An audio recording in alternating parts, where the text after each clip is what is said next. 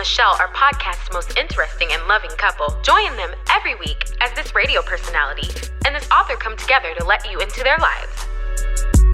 So this story, just to give you a gist of what happened, okay? What had happened was... Listen to me. Mm-hmm. If I had a vasectomy, would you tell me that you were pregnant?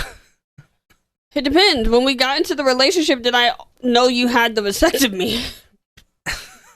Because you would think that that's something that you would talk about when you get into like, hey, by the way, I had a vasectomy. Like before you think that some kids are coming out of this.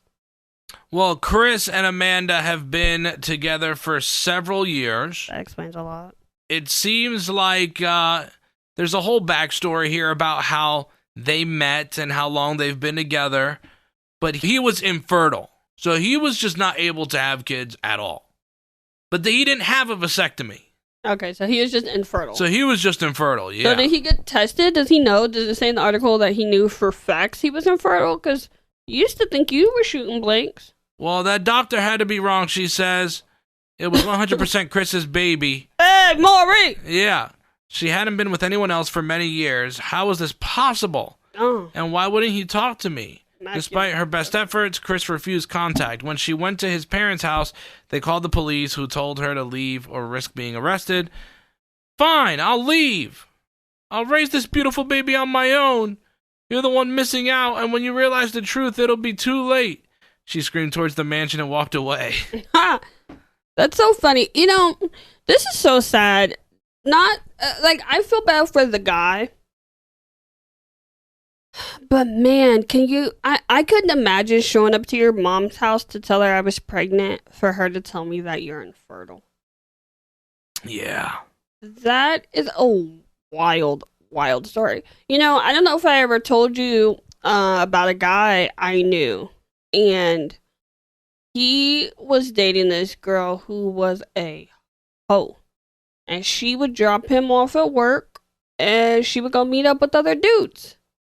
Well, she ended up pregnant. And not only did she end up pregnant, and it did turn out to be his baby. Oh, I was about to be no, let me tell you. Hold on. Let me back up and tell you how Kutch. So my former friend, he was adopted.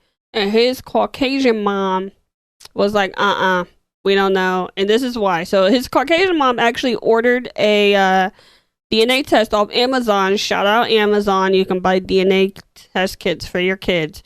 And when he brought the baby home from the hospital, she came over with the DNA test kit and tested the baby before she ever was like, that's my grandkid or whatever. And the reason that she did this was because they ended up finding out that that his girlfriend would drop him off at work and she was meeting up with dudes that she would meet on like Tinder and other dating apps. And you know how he found out? How? They went to the doctor for one of her checkups for the baby and found out she had gonorrhea. And she had been having sex with him, so he had to do like the antibiotics and everything too because he got it too. And that's how he found out she had been cheating on him during her pregnancy. Wow. Yeah. Wow. Like these chicks be wilding out here. It's crazy. Wow. So if you read down in this story, apparently his new girlfriend, there was a whole scheme for him to leave the girl that he got pregnant to get with the new girl. I feel like this is a story. Like an actual, like somebody wrote this story. I don't know. The way that it's written. It is nuts. So, was the baby his baby? That's where I'm confused, because I think so. So, his family lied to her because they liked the new girlfriend better? Is it basically what it sounds like? I think that's what it sounds like. Okay, we need to get them on Steve Wilkos. So we can straighten some shit. So we can get some shit straightened out. Because if you don't tell Steve the truth, he'll just throw a chair at you and yell at you with his shiny ass. He does. Shout out Steve Wilkos, by the way. You gotta get off my stage clip. No. Huh? We gotta get you a get off my stage clip. That would be a really good one. Yeah. So as you guys know, we do bring our friends on Clubhouse. And I can't wait to hear the answers. So the question is, if your ex was a food, which food would they be and why? Danny, go. Artichokes, because nobody really likes artichokes, and they're like the only heart nobody has love for. Shit. All right. Crystal. My ex would be spoiled milk. Oh! Because homeboy was rotten. Oh! Also Down there? Certain no. He was just his character, his personality. Oh. Also, he started to smell like milk, as a certain racial demographic does sometimes. Okay. Anybody else in here? Yeah, Katie. If your ex was a food, what food would they be? Tofu, because everybody says it's good for you, but it's nasty as hell. All right. Y'all petty as a motherfucker. Marina. Does anybody have a good ex here? Anybody? Anyone? We'll find out. Marina, if your ex was a food, what food would they be? Definitely some sort of a bitter root, because he was just bitter and nasty, and all you want to do is spit that dude out. Wow. I love the answers. The answers are so creative. Okay, go ahead and continue. All right, Danae, if your ex was a food. First, let's just circle back, because tofu's bomb as fuck, and... What is? Tofu. Oh, tofu? Oh, get that shit out of here. But listen, my ex, that nigga was a bowl of fucking beef ramen. But I'm not Beef talking about ramen. the cooked kind. He was the kind that you left in the microwave on accident. Like, Ooh! itchy as hell. He's the crunchy noodles in the bunch that didn't. Oh, yeah, exactly. or the undercooked. And let me tell you why. Because he needed all the work possible to make him have some type of taste. He just, his whole character just was tasteless. Just nasty. Just nasty. Bet he laid it down, though. Sure did. Yeah, man! I love Danae, man. Danae's honest as a motherfucker, man. I love that shit. Who else is in here? Hold on. I'm the last one to speak, but I will say, audience members, I will be better about checking the chat. So if you post your answers in the chat, we'll get to them later in the show. At Down in the DM Pod as well, all over social media if you want to get your answers in. What food would your ex be? Man, my ex... This is going to be good. He's got to be lard. Because he was only good for Not one... lard! Yeah, because... Hold on. Because that motherfucker was only good for one thing, and it wasn't consistent. You know how if you don't take care of lard, it, clumps up and shit? Not the history lesson on lard. Not how to take care of lard, girl. He was good for one thing. Not even consistently. That's lard. It's lard. You need lard for some things, man. You do. You need lard to cook some things. You have another question for the room. I do have a question for the room. Does age really matter in a relationship? If yes, why? If no, why not? You go first. No, you go first, actually. I'm really curious to know what you think. Because I think you know how I feel about this. So, I'm a big supporter of yes. And not only am I a supporter of yes, but I also feel like you can be a little more flexible as you get older. Me personally, I typically date older. If I go younger, it's only about a year, like you. But I typically go older. And I think it's important because, I brought up this question because, Marcus Houston is in the news. Shout out his... Hey, it's my man! I think she's 22. Or she's 19 years younger than him, and he's 41. So how old is she? 23? Something like that. And he said in an interview that he dates younger, typically because women his age come with, quote, kids and baggage. And everybody's up in arms about this because, bruh, you're 41. What do you have in common with her? And I think when you really are looking for a relationship, when you're looking for something long-term, you have to think, man, what am I going to talk to this person about? So, I agree.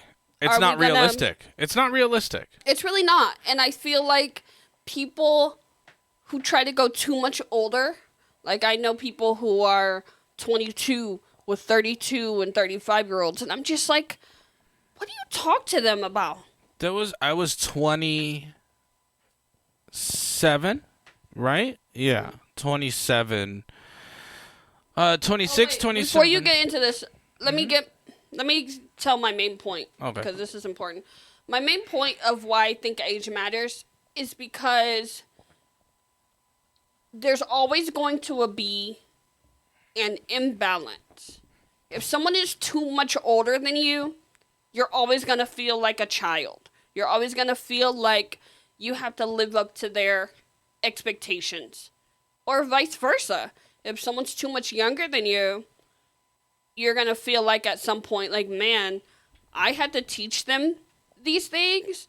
And I learned that the hard way with Marquise. Like, our age difference wasn't that much. But when you think about the maturity, it was like, wow, I'm raising a man. And that's insane. Yeah.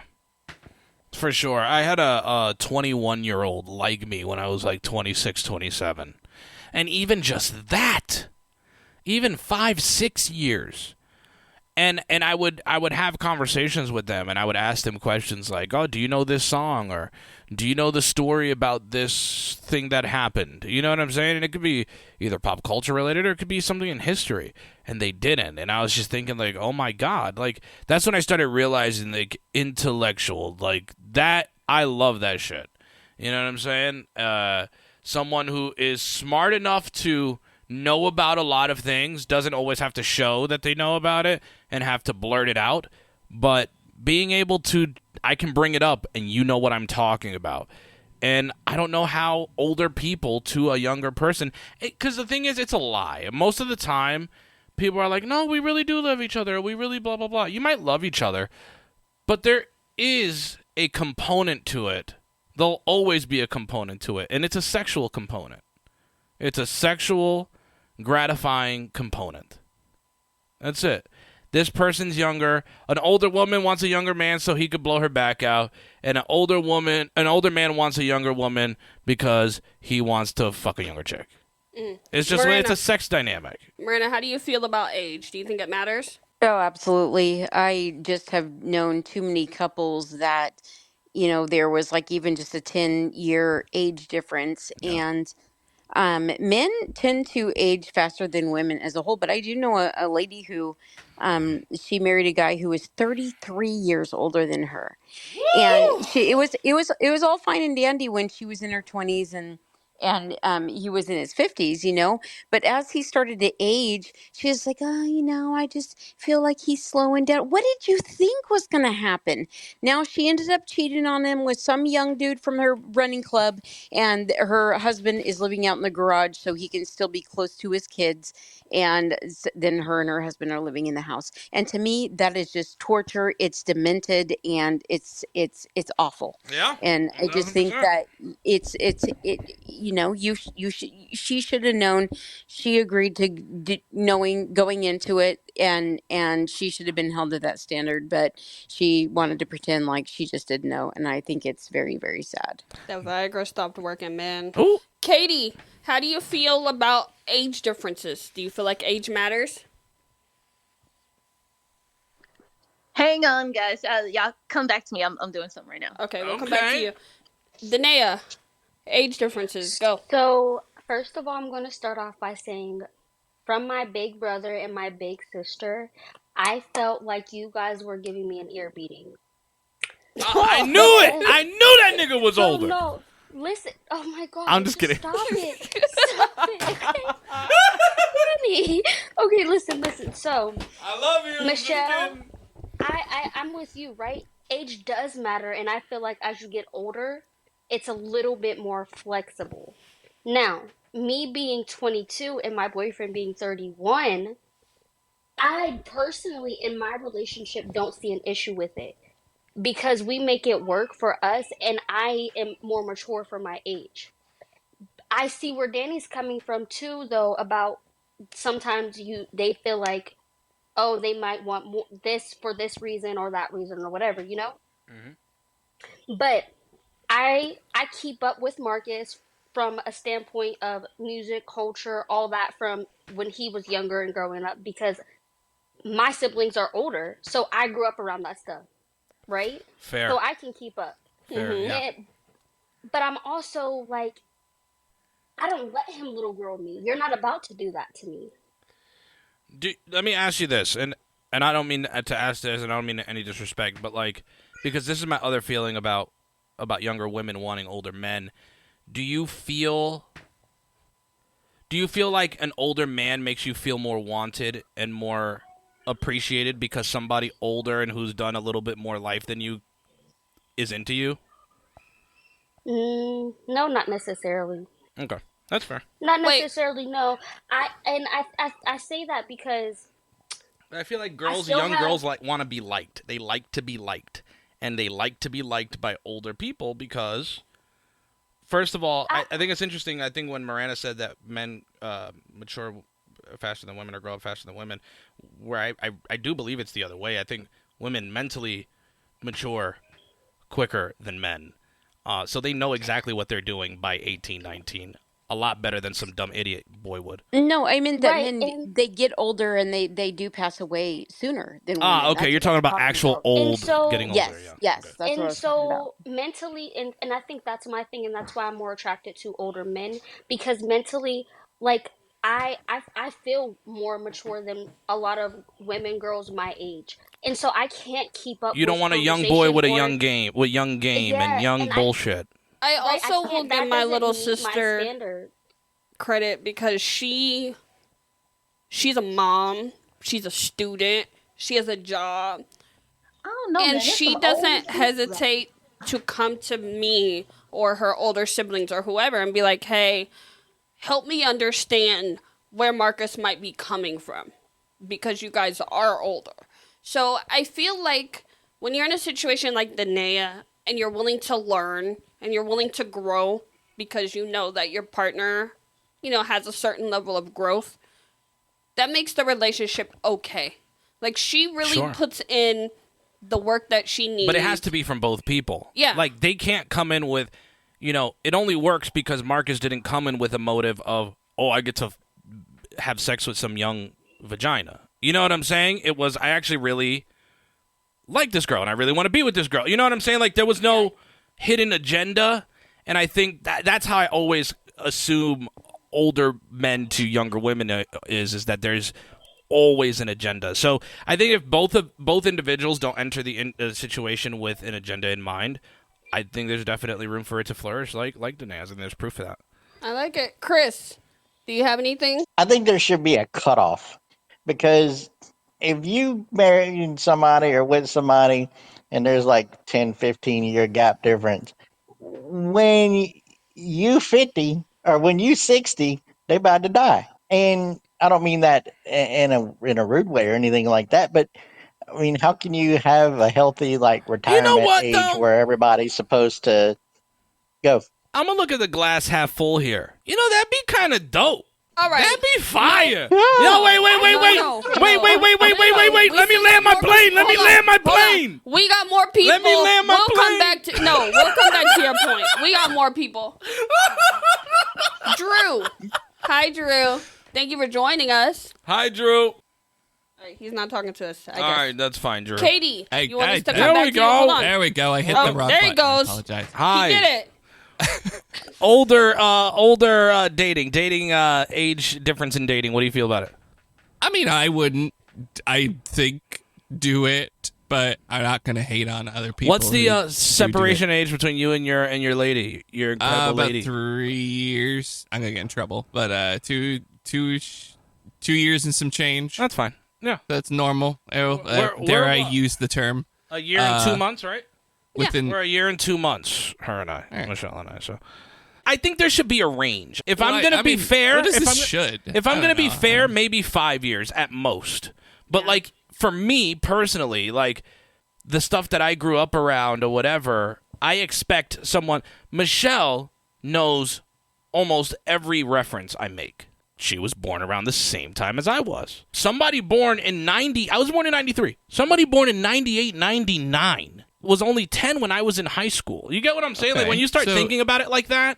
Sure, but I mean, so I'll play the opposite one for fun and no profit. What maybe you get to tell somebody about this experience that you had. You can sort of share that with them and be like, "Oh, this is a thing that can be fun." No, you share that with your kids. that's what kids are for. Like when I was younger, I used to do this. No, I don't want to share that. And then when you imagine, like, growing up and being a teenager, and hold on, Katie, I haven't forgotten you, but like being a teenager, 16, 17, having 27-year-olds hit on me, it was creepy.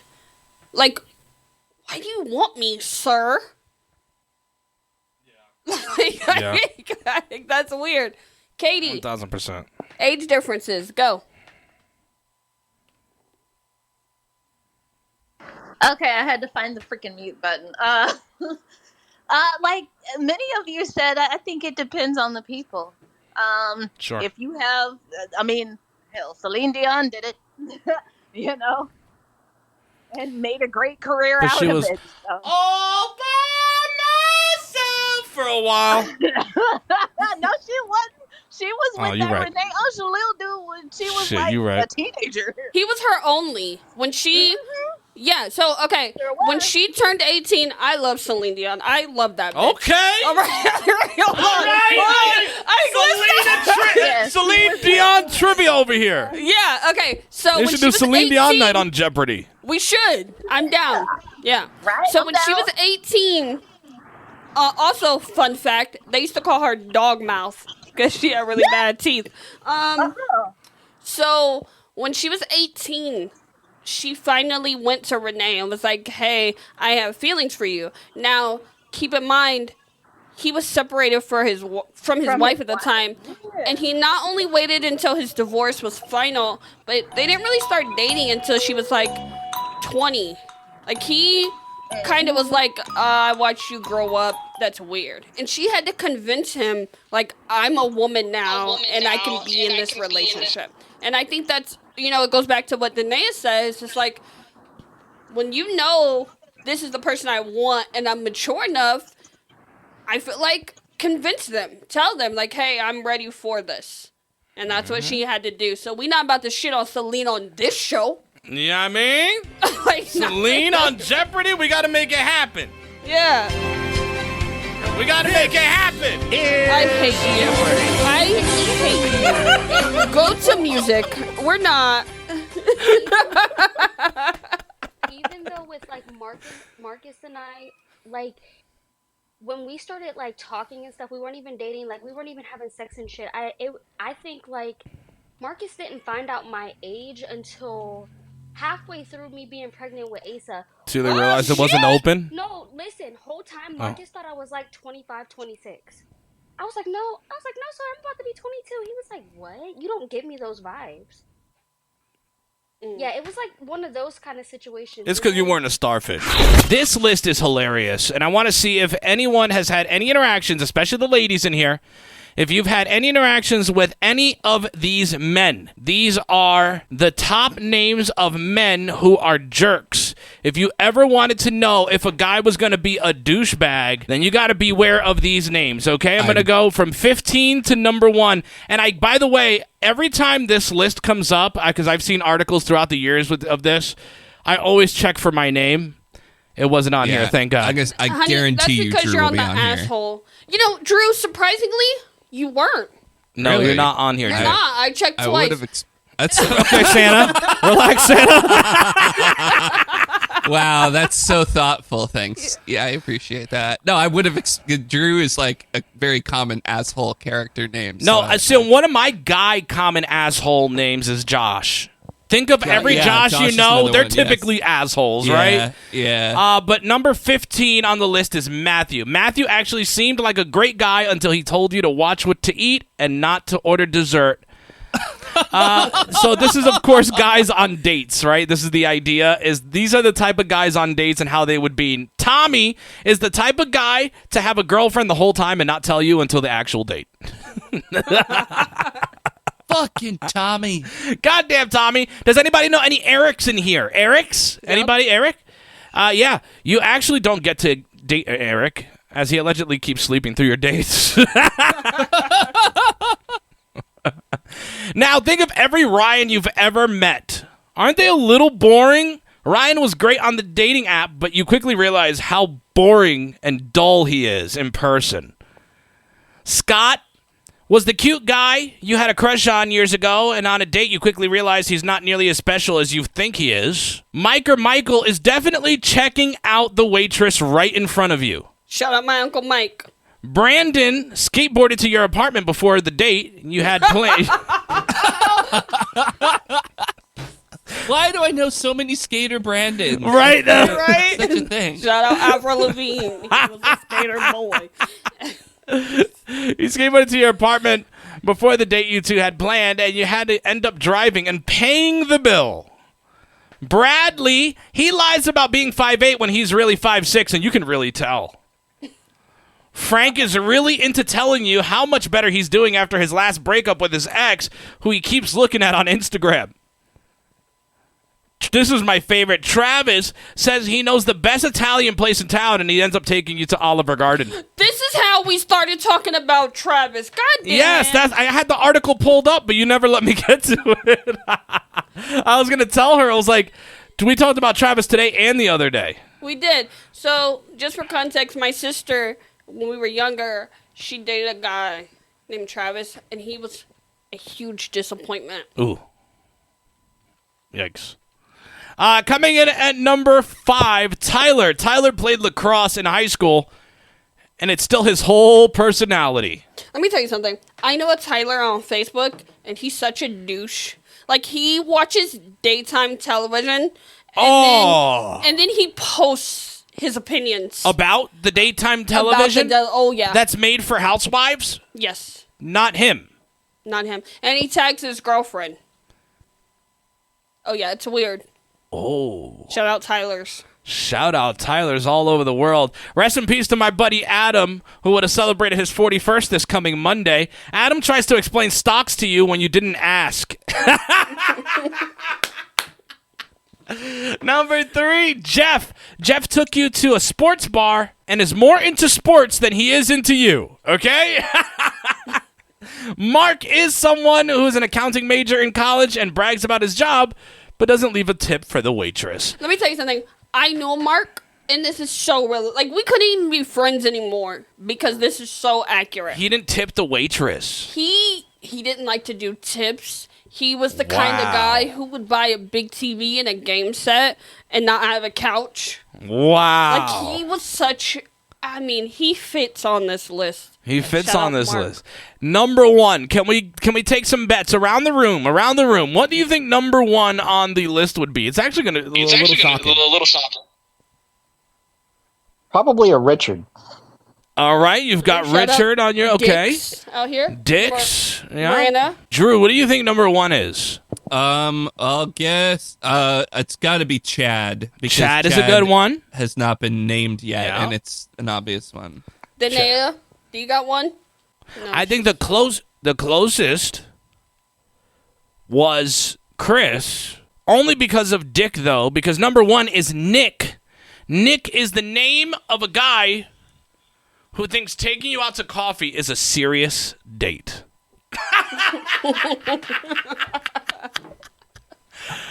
Oh, there you go. Those are the 15 douchebag names. Go ahead, Miranda. Miranda's go. Gabe.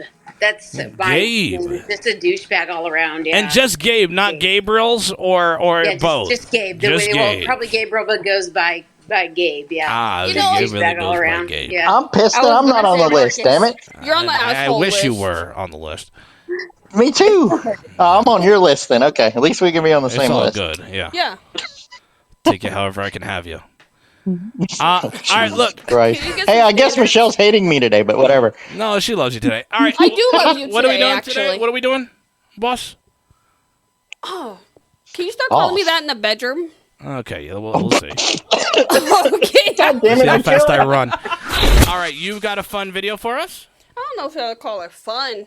Oh, okay. It's informative. Informative. So we're learning something today. Mm-hmm. All right, so let's see what we're learning today. 18-year-old Katie Pladel married and had a son with her biological father, but then he killed them both. Adopted at just 8 months old in 2016, Katie grew curious about her biological family. So she went to Facebook and almost immediately found her birth parents, Stephen and Alyssa Pladel.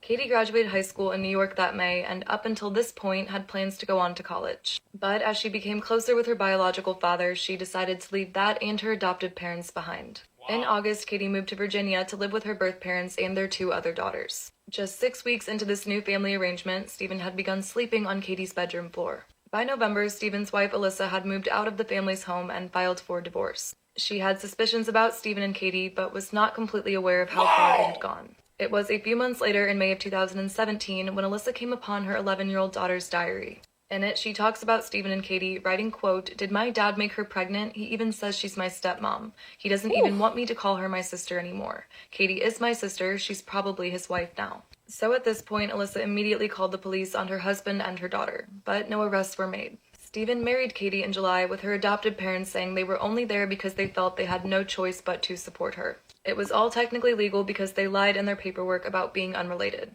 Then, in the fall of 2017, the couple purchased a suburban North Carolina home and had baby Bennett. With him, Stephen and Katie were arrested on charges of incest, and custody was granted to Stephen's mother.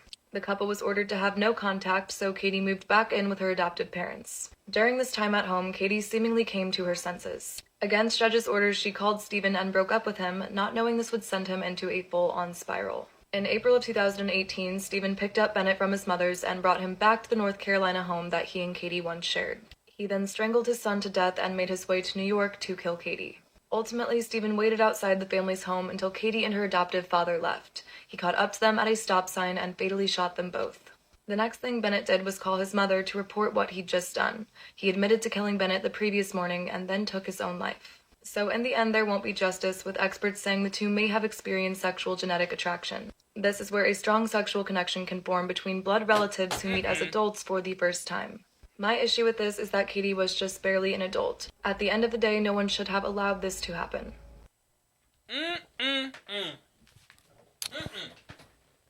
It's wild, right? All right, so this is crazy, but before I say what I think, I want to hear what you guys think. Drew, what do you think about Katie? So I only started listening in sort of the latter half. What was the relation? Father and daughter. Okay, jeez. Not jeez.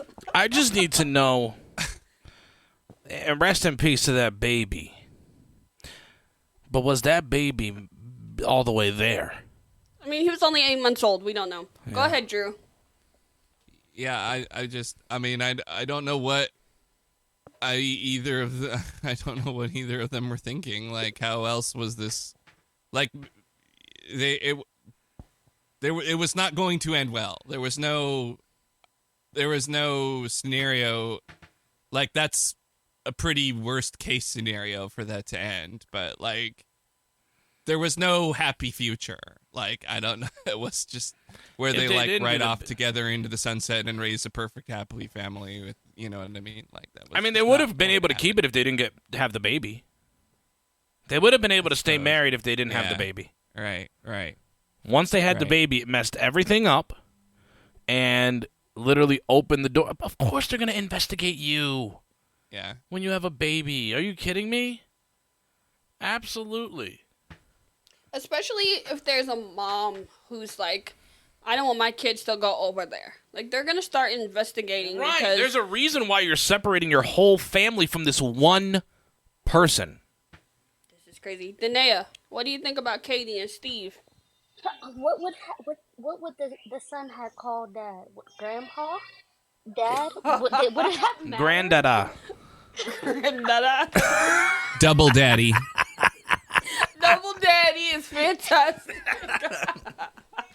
Oh, shit. This is a wild one. Miranda, how do you feel about Katie and Steve? I think it's creepy, but it's interesting. I just heard today, in fact, a story about a biological mom who met her a son who she had given up after he was just 1 day old, and it same thing. It turned into an incestuous. How do you fall in love with somebody who gave you up? They were on Dr. Phil. Because the reasoning they were saying is because a parent doesn't have that chance to bond with the child when they're giving it up for adoption, and so there's not that bond there. I mean, it's still creepy nonetheless. I mean, if I found out somebody I was dating was even like my third cousin 5 times removed, I'd be creeped out. But I mean, if these people psychologically can handle it and whatever, I mean, whatever, I think it's disgusting, right? It's creepy, but don't procreate. That's where the problem comes in. There we go. Because those kids are going to just now we're talking. That is not fair. I watched a Law and Order episode a couple weeks ago, and that's what happened to the girl. Her and her dad was sleeping together, and they were having like kids. Like they had a whole family. After a while, he just kept making her have her own babies and throw them in the trash. It was pretty deep. Shout out my bitch Olivia Benson. All right. I will say, let's relax. Miranda, to your point, and then Marissa, I'll get to you, and then Danny and I can speak on this video. So I looked this up, and essentially, because scientific words were too much, in layman's terms, the way it was explained on the internet was basically that instant bond that people tend to feel with their children, that insta love, like, oh my God, you're my child, it clicks in when you meet your child for the first time as an adult, but then you're not seeing them as a baby. And so instead of that instant, I need to protect you and care for you, it gets warped into that sick, let's fuck. I see you as an adult. Yeah, like we're not related. I didn't have to raise you. Yep. Or anything like that. Marissa, do you have any feelings about Katie and Creepy Steve? I don't give a shit if you guys are meeting for the first time and you don't see each other as a father-daughter duo. If you know that's your bio dad, that whole situation is twisted, procreating or not. That's disgusting. That's my sorry. Not sorry. Is this is going to be an interesting question. Is incest or the wrongfulness of incest taught? Because the adopted parents probably never had this conversation with her. Who knows the kind of life that she lived if she was sheltered from the computer until later age? And so she doesn't have a grasp on like what's right and what's wrong. You know what I'm saying? Like, there is that, too, where the parents never explain. Like, we're not born knowing incest is wrong or sleeping with our family is wrong. We're born thinking that it's disgusting because we would never want to do it, but that's a normal thought. Well, and then also you have to take it into consideration is those kind of conversations typically only come up when you're talking about child molestation. Yes. And so when there's children involved, anybody under the age of 18, then those conversations are had. Like, because then you're seen as a predator. The issue for me, part of my issue, is like, yeah, you can't call it child molestation because she's 18, but I don't feel like incest is enough either. Because you're still an adult who preyed on your child.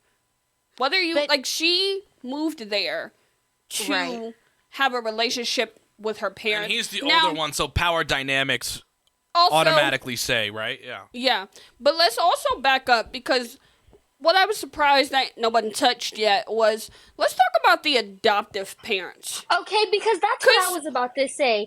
Because if they supported it, obviously some shit had to be going on with her as a kid growing up with them. Like, for them to, like, what are you supporting this for? Right, and let's also talk about, I don't care if you're my child and I'm afraid, like, their fear of losing their daughter to this man shouldn't have it shouldn't have overshadowed their willingness to protect her, because they were so scared of losing her and her saying like, oh, well, that's my dad and I'm 18, that they just followed along with her dumbass idea. But what can you say if they're 18? But but as a parent, because adopted or not, You're still the You're parent. my parent. And then so as a parent, I feel like you should have been on that. No, I'm here to protect you, blood or not. This is not about to go down. So that's why I want to go back to what was happening as she's growing up.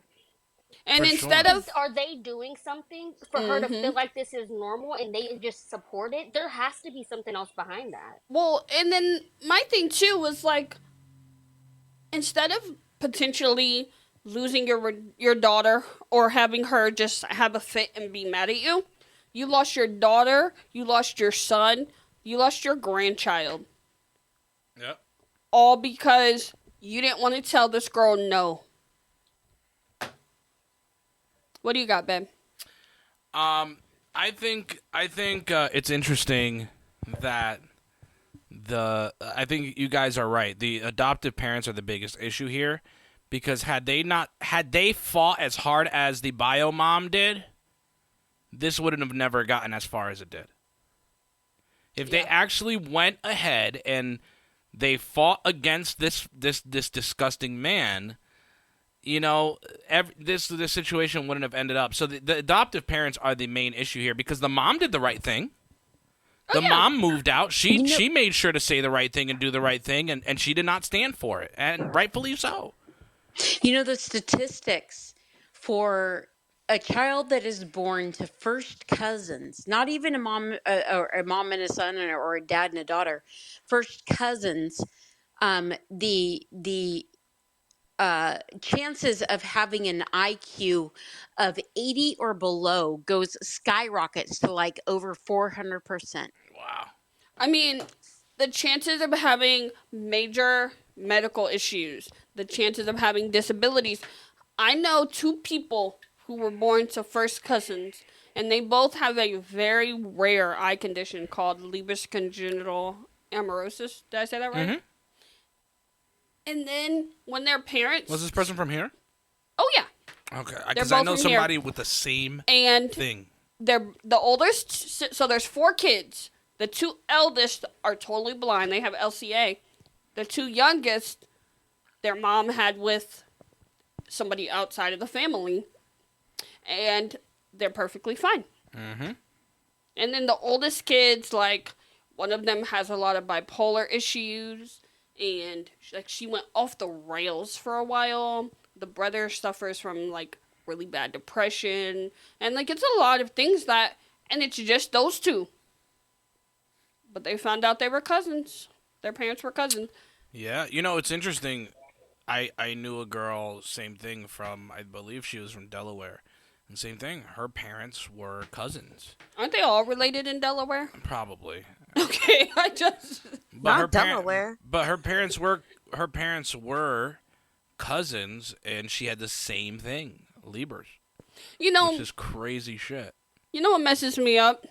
Even the Amish, who don't like technology, breed outside of the family. Yeah, they're not fucking their own families. Like, even they breed outside their family. What's going on? But going back to the parents, the adopted parents, the last thing I'll say, she just graduated high school. Like, they financed her to go fuck that man. But again, you know, the only place where I'll play devil's advocate is, what can you say to an 18-year-old? I know, yes, you're their parent. Yes, they're under your roof. Yes, you were their legal guardian and you raised them. But when they're 18 years old, if you want to make a stupid decision, I can't stop you. That's true. I cannot stop you from doing something But you as can make stupid. them earn it. Like, I remember the first time... I would never let her come back in. Is that fucked up to say? Like, No, after she did that, I would never have let her come back in. No, that's not. Because if you'll sleep with your dad, you'll sleep with your adopted Right. dad. Yo ho. Wait, I can't call her that. She's dead. Sorry. But the reality is, By her fault. I remember. Oh man. I remember when I was over 18, I wanted a hairstyle that was almost $200, and my mom was like, "Great, you can have that hairstyle if you find a way to pay for it," and I did. And that's how they should have handled this. You know what? No, once the relationship was in the open, then that's when they should have been like, you know what? I'm not going to keep funding your trips out here. I'm not going to keep sending you money. Like, whatever they're doing to support her, that's when they start removing their support. Yeah. 1,000%. Let us. Touching her.